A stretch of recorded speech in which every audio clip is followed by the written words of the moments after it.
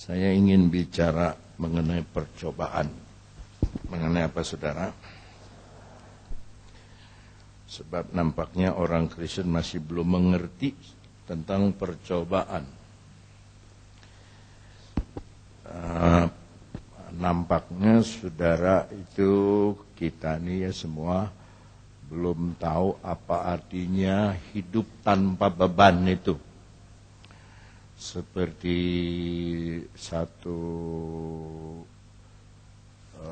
astronaut yang masuk bebas dari daya tarik bumi, bebas dari daya tarik bulan, jadi mereka melayang tanpa beban. Gelas dipegang, dilepas nggak jatuh, karena dia juga tanpa beban. Dituang, nggak tumpah. Itu tanpa beban. Maka kondisi ini saya ingin supaya saudara mengalaminya. Maksudnya saudara mengalami, saudara tidak dipengaruhi oleh beban di dalam dunia. Kita hidup ikut Yesus tapi tanpa bobot, tanpa beban. Nah, saya akan bandingkan 2 ayat. Mungkin saya akan bandingkan 3 ayat sekaligus, sehingga saudara bisa mengerti apa yang dimaksud oleh tanpa beban ini. Sore hari ini kita akan mendengar firman Allah tanpa beban. Kita buka Ayub 23. Ayub 23.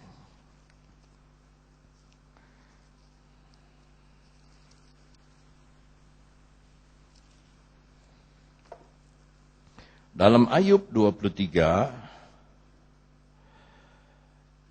ayat ke-7, dia berkata begini, orang jujurlah yang akan membela diri di hadapannya, dan aku akan bebas dari hakimku untuk selama-lamanya. Perhatikan ayat 8, 9, dan 10.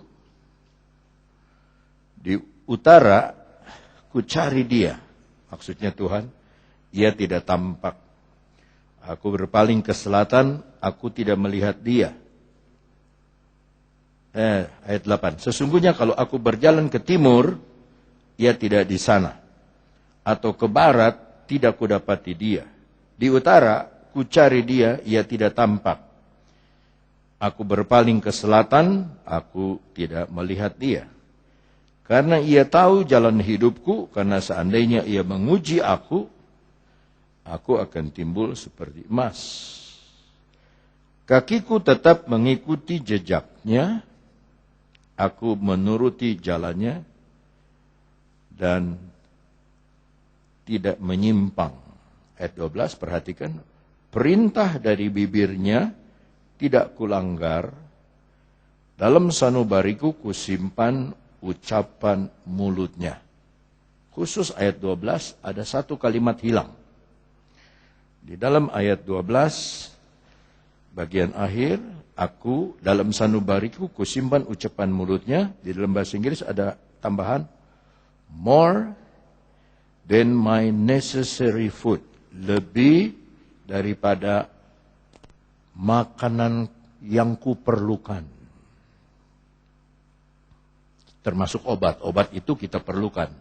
Termasuk makanan kita perlukan. Termasuk minuman kita perlukan. Aku lebih menurut Tuhan daripada makanan dan minuman yang aku butuhkan, yang aku perlukan. Tetapi dalam ayat ke-8 dan 9, saudara membaca dengan jelas di sana, di barat dia tidak ada. Di timur dia tidak ada. Di utara dia tidak ada. Di selatan dia tidak ada. Dia tahu dia akan dicobai. Dia tahu dia sedang di dalam percobaan. Dan dia mau cari tahu jawabannya sama Tuhan. Tapi ke utara dia tidak ada. Ke timur dia tidak ada. Ke selatan dia tidak ada. Ke barat dia tidak ada. Nah, saudara pegang itu dengan tali Alkitab. Saudara buka sekarang Mazmur 139. Coba berhenti batuknya. Mazmur 139. Dalam Mazmur 139,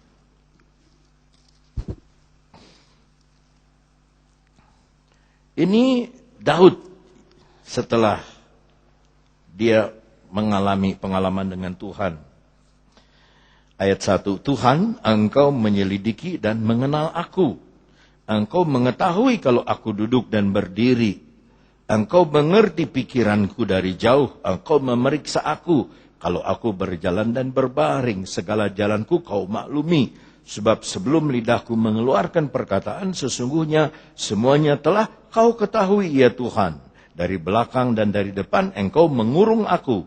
Dan engkau menaruh tanganmu ke atasku. Terlalu ajaib bagiku pengetahuan itu. Terlalu tinggi. Tidak sanggup aku mencapainya. Ayat 7. Kemana aku dapat pergi menjauhi rohmu? Kemana aku dapat lari dari hadapanmu?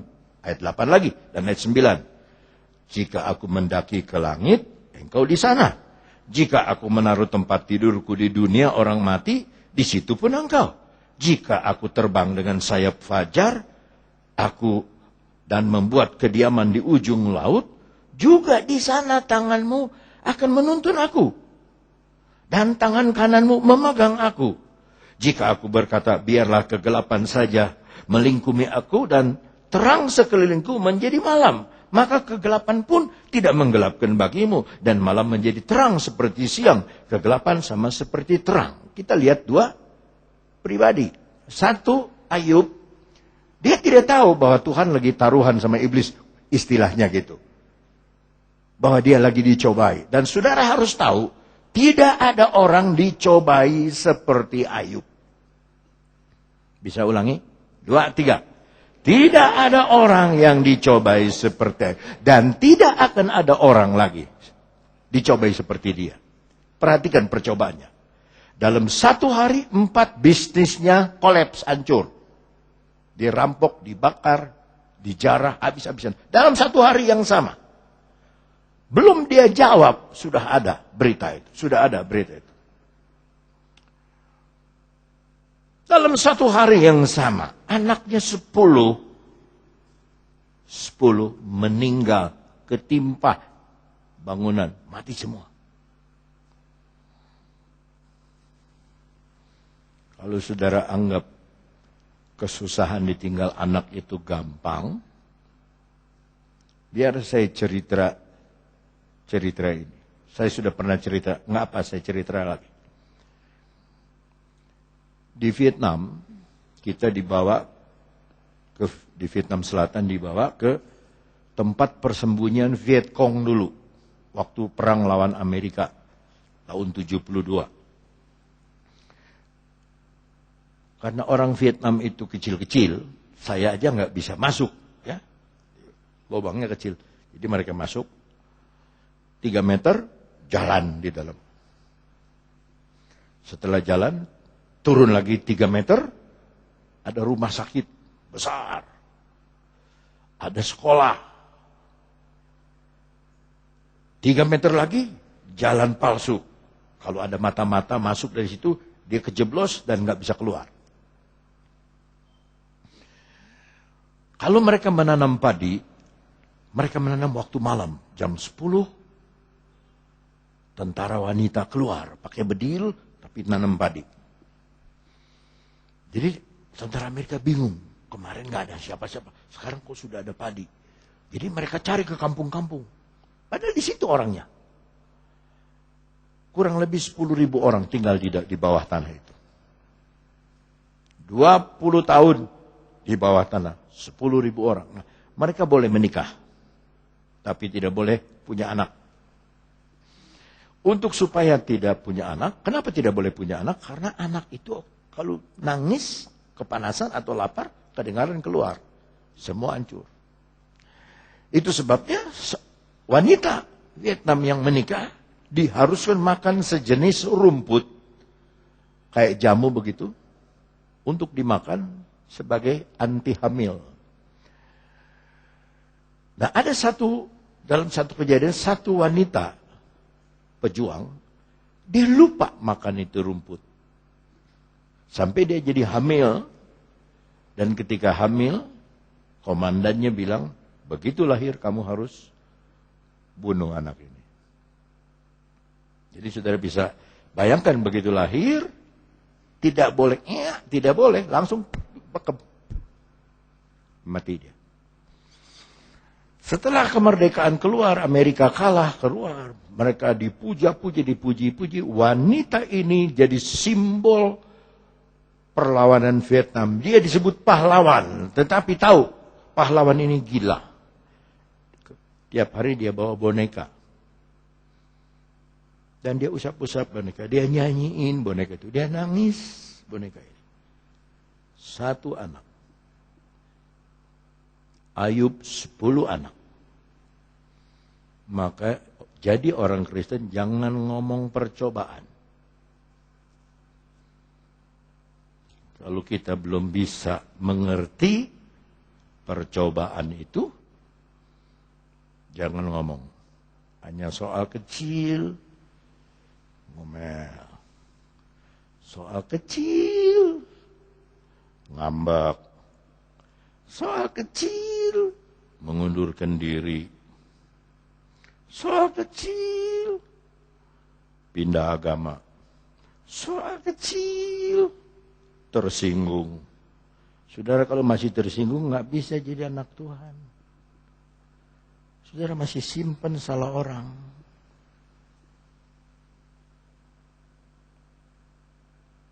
Istri Ayub, saya bisa mengerti tapi tidak bisa dibenarkan. Yub, mampus saja. Masa kamu terus-terusan percaya sama Tuhan? Masa percaya Tuhan anak mati semua? Masa percaya Tuhan urusan semua perusahaan bangkrut? Kutuk Tuhan lalu mati.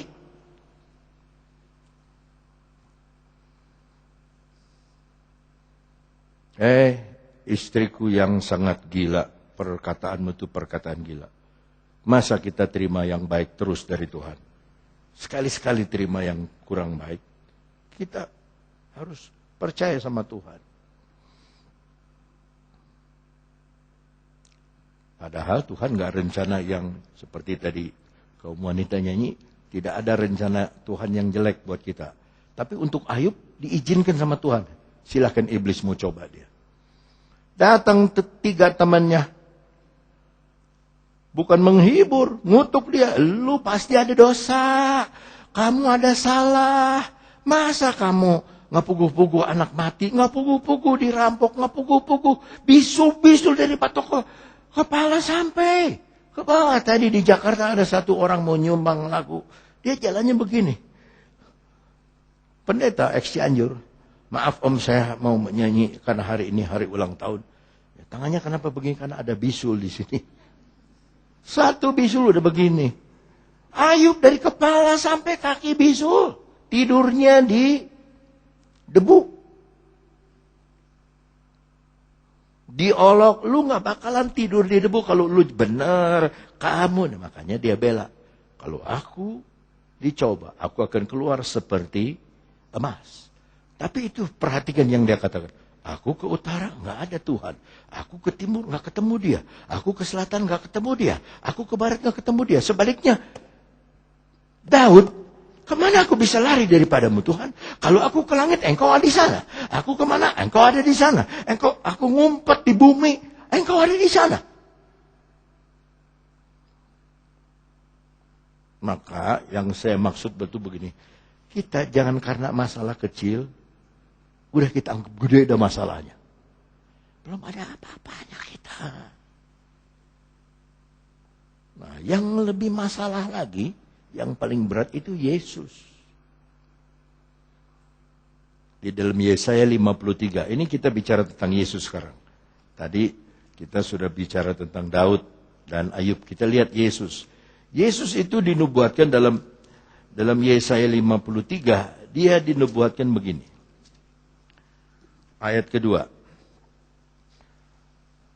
Ayat 1. Siapakah? Ya, seluruh Fatsal 53 adalah tentang Yesus. Siapa yang percaya kepada berita yang kami dengar?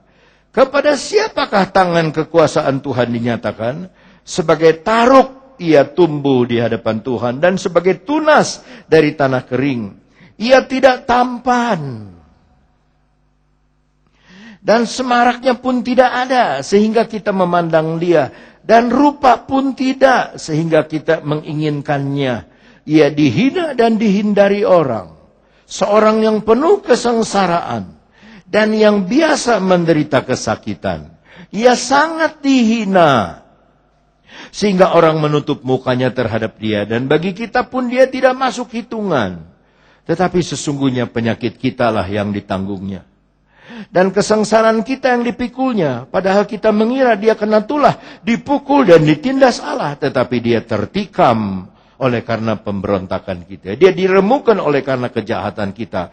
Ganjaran yang mendatangkan keselamatan bagi kita ditimpakan kepadanya. Dan oleh bilur-bilurnya kita menjadi sembuh. Kita sekalian sesat seperti domba, masing-masing kita mengambil jalan sendiri. Tetapi Tuhan telah menimpakan kepadanya kejahatan kita sekalian, kejahatan saudara, kejahatan saya sudah ditimpakan kepada Yesus. Yesus yang tidak kenal dosa. Di dalam ayat ketiga dia disebut, ia dihina dan dihindari orang. Di dalam ayat kedua dia disebut, ia tidak tampan. Saudara kaum pria, kalau wajah saudara kurang ganteng, tidak tampan, jangan minder. Saudara yang para gareng, yang hidungnya gede, bundar, jangan operasi plastik jadi Petruk. Enggak. Saudara nanti berubah. Jadi bukan gareng lagi tapi jadi garong. Jadi saudara tidak boleh robah. Yesus tidak tampan. Ia dihindari orang. Saudara kalau lagi berjalan ada 4-5 orang lagi ngobrol, saudara lagi jalan, tiba-tiba orang itu berhenti ngobrol. Saudara kan gak enak. Kita lewat kok dia berhenti ngobrol, ada apa? Jadi kita GR sendiri, waduh jangan-jangan ngomongin kita. Yesus dihindari, gak mau dilihat. Lalu ada perkataan, bagi kita dia gak masuk hitungan. Kita anggap dia kena tulah. Masa orang disalib kalau gak berdosa? Masa orang gak puguh-puguh disalib? Itu kan penjahat yang disalib. Kita anggap dia kena tulah. Padahal dia disuruh oleh Tuhan untuk menanggung dosa seisi dunia ini. Makanya jangan ngomong tentang percobaan.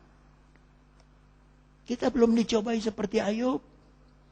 Kita belum dicobai seperti Yesus.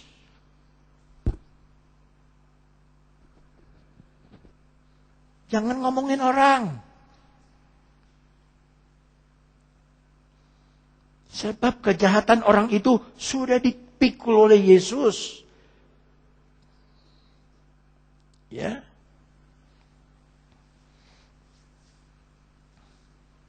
Siapa yang suka potong rambut di salon? Angkat tangan. Enggak dosa, angkat tangan. 1, 2, 3. Cuma 3, 4, 5. Ya.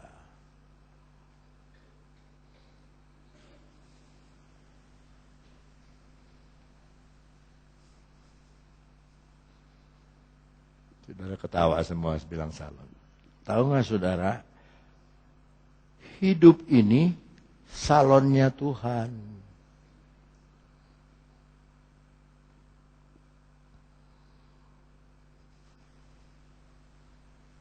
Lalu saudara antri makanan. Orang tua di depan antri terus. Saudara ngelongok makanan saudara punya kesukaan masih ada. Antri sabar. Begitu sampai di tempat makanan itu habis.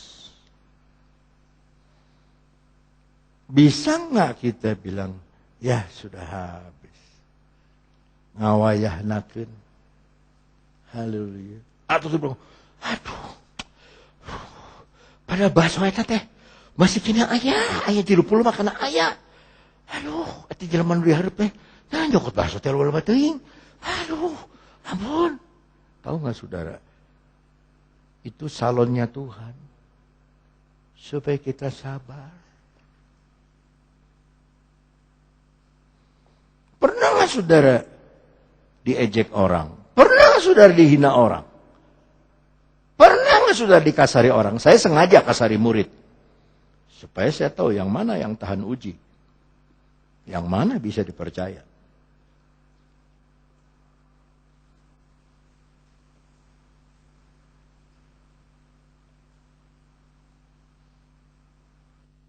Tahu nggak saudara? Kalau beras mahal, semuanya mahal, itu semua, itu salonnya Tuhan. Bisa nggak kita terima dengan sabar? Saudara diomongin orang, si eta mah kopet, madit, saudara tetap kopet, saudara tetap sabar. Hah? Bisa nggak? Haleluya. Banyak saudara yang ngomongnya pakai bahasanya, bahasa selangit. Ya, kita tahu kualitas dia sampai di mana, kemampuan dia sampai di mana. Waduh, tapi kalau ngomong, bisa nggak kita diem? Sabar. Sabar.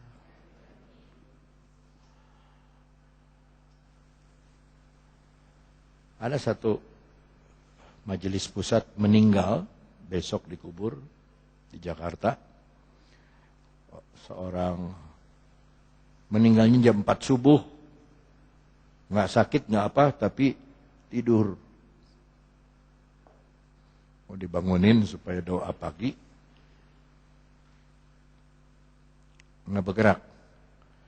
Terus saya tuh pengen begitu saudara. Tidur di dunia, bangun di sorga. Saya pengen begitu tuh. Aduh.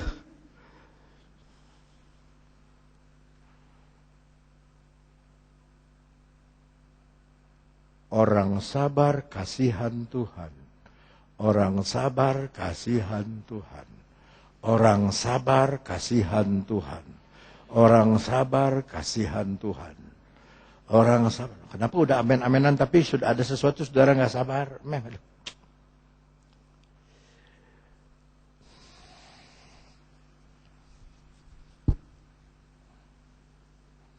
Tahun 76 saya diajak ke Kanada. Pertama kali saya keluar negeri ke Kanada. Pendeta Krukseng tahun 74 dia ke Indonesia. Mama saya setiap hari siapkan beef stick buat dia. Nggak pernah kita minta sama jemaat bikinin beef stick. Tiap hari. Tiap hari beef stick, tiap hari beef stick. Memang kesukaan dia beef stick, daging terus.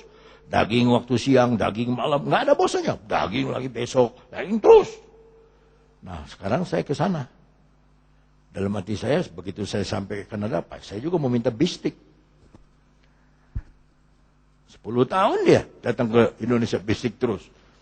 Tahun 76, begitu sampai, dia panggil saya John. John, kita puasa 3 hari 3 malam. Gila.